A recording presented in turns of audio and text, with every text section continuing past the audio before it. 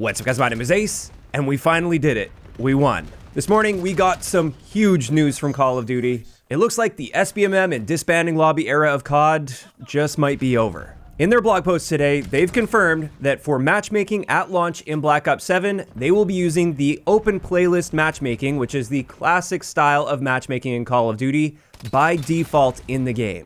This means no separate playlists that generally the good players looking to escape SBMM are all flooding and going to, yielding likely the same experience if it's going up against all of the other modes that would be there at launch. This is going to be the default matchmaking in the regular playlists. And what they had to say about this is our team feels strongly about providing players with a more varied experience, and the beta proved to be a great opportunity to test this approach. We'll be sharing more details as we get closer to launch. So obviously there is going to be a little bit more to this, but they were very clear in stating that this would be the default matchmaking at launch. I'm curious to see if they'll have something like the opposite, where there'd be a place to go with strict SBMM outside of ranked play, so it's not limiting you to certain maps and modes and class restrictions for people that are looking to escape this style of matchmaking and be protected, like perhaps a boot camp sort of playlist. Maybe that will exist. I don't really know how they're going to handle that. I think there may be some challenges that arise with this just due to the fact that so many players over the past 6 years have become very accustomed to being protected very heavily by the recent matchmaking we've been dealing with. So I think for many of those players, and there are a lot of them, they're going to be getting a very big reality check when it comes to this. So I do think something likely needs to be done to address that, but I'm just really happy to see that the default matchmaking is going to be the matchmaking from the open playlist,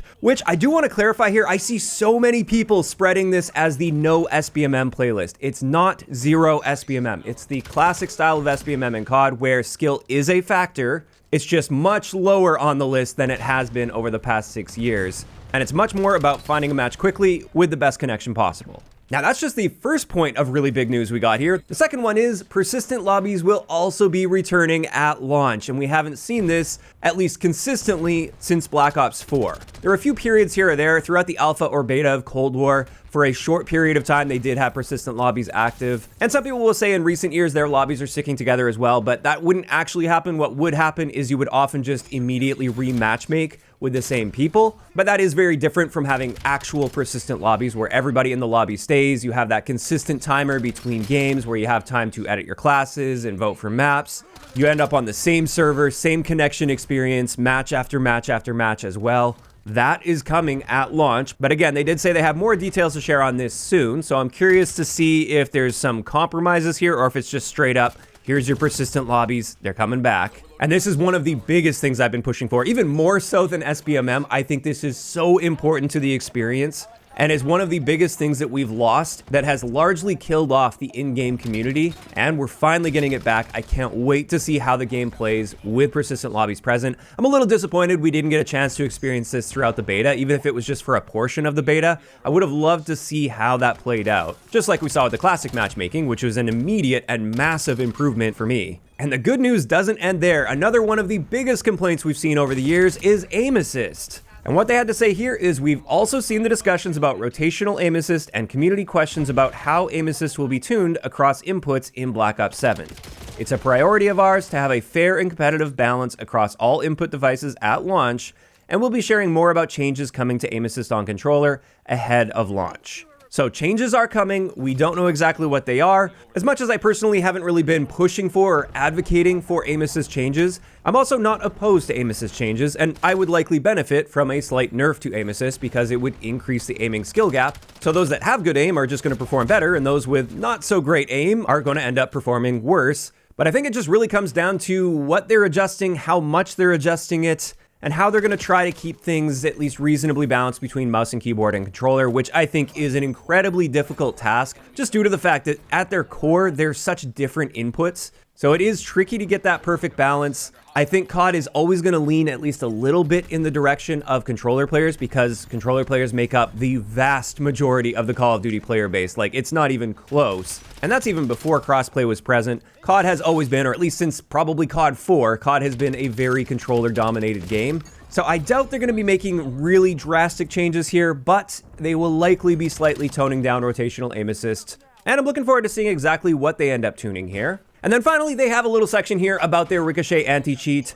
just showing off their progress throughout the beta. They actually had a dedicated blog on this, but we're not going to get too deep into that in this video. Essentially, what they said here is on day 1 of the Black Ops 7 beta, 97.5% of matches were completely clean of cheaters. And then by day 5, that number rose to 98.8% of matches being cheater-free. Those numbers do sound promising, but as always with the anti-cheat discussion, it's always a cat and mouse game. There's always back and forth with this. Anytime there are positive updates to bring, there's always the question of how long will that last? So as always, time will tell when it comes to this. I didn't run into a single obvious cheater throughout my playtime, but to be fair, I did play with the console-only crossplay setting on essentially through the entire beta, so that is a different story, obviously, compared to somebody playing on PC or with crossplay on.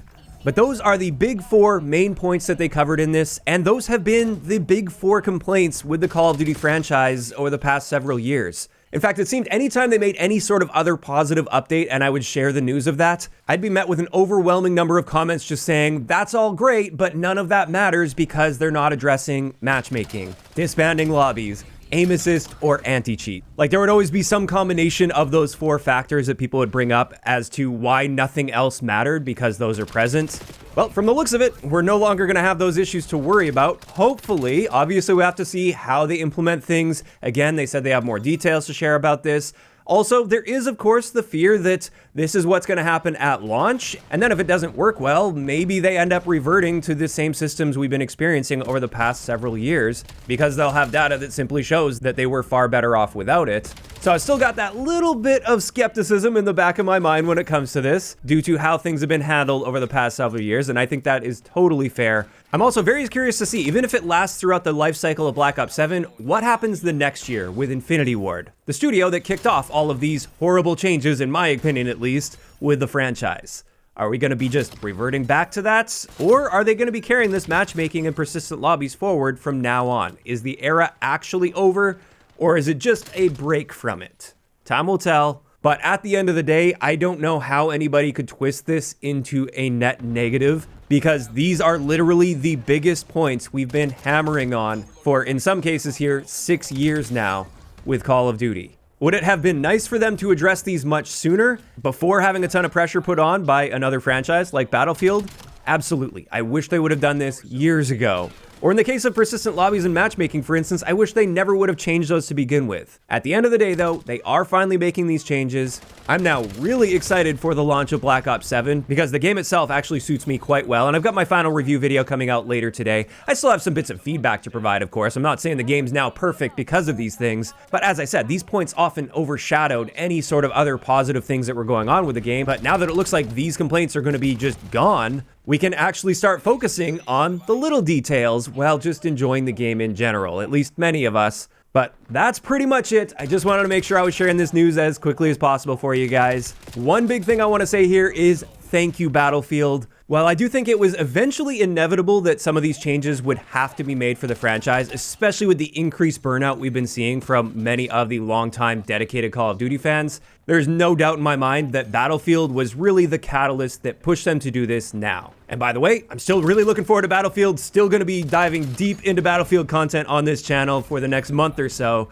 But it's looking more and more like I'm probably going to be transitioning back to Call of Duty. I'm now starting to consider just quickly booting up a second channel for Battlefield. I've got some quick decisions to make here, and I'll let you guys all know about that tomorrow with the launch of Battlefield 6. And there we go. That is going to wrap it up for today's video, and this is where I want to hear from you guys in those comments down below.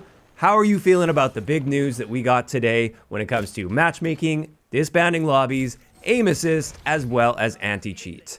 If you enjoyed the video, a like rating is always appreciated, and don't forget to subscribe for more if you haven't already. I'll talk to you guys next time.